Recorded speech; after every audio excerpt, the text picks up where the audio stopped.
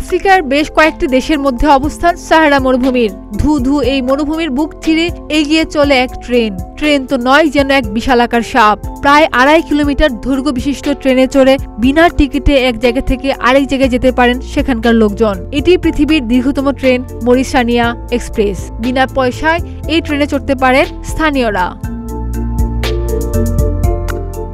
বিশাল সাহারা মরুভূমির একটি বড় অংশ পড়েছে এই মরিসানিয়া দেশে।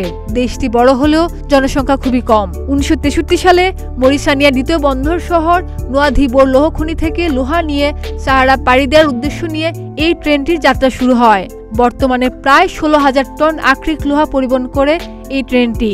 মরিসানিয়ার জুনাব থেকে নোয়াধিবোর বন্দর শহরে পৌঁছাতে 706 কিলোমিটার পাড়ি দিতে সময় লাগে 20 ঘন্টা।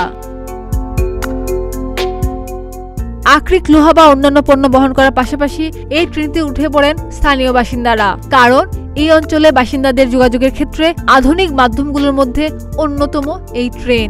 এর জন্য অবশ্য যাত্রীদের কোনো টিকিট বা অর্থ দিতে হয় না। তবে সাহারার তীব্র গরমের মধ্যে যাত্রী পরিবহনের পক্ষে মোটেও উপযোগী নয় এই ট্রেনটি।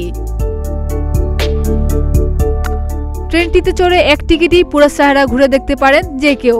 এই ট্রেনটি যাত্রীবাহী নয়, মালবাহী। তবেও 2019 সাল থেকে মরিসানিয়ার রেলওয়ে ভ্রমণকারীদের এই ট্রেন ভ্রমণের সুযোগ করে দিয়েছে। ভ্রমণার্থীদের জন্য 2টি কামরা সংযুক্ত করা হয়েছে। তবে এই পরিষেবা পেতে কাটতে হবে টিকিট। পুরো ট্রেন ভ্রমণে ভ্রমণকারীরা দেখতে পাবে নানা অদ্ভুত দৃশ্য, আবার লোহ খনিও ঘুরে দেখার সুযোগ পাবেন, এমনটাই জানা যায়। খাদিজা নিপা, প্রতিদিনের বাংলাদেশ।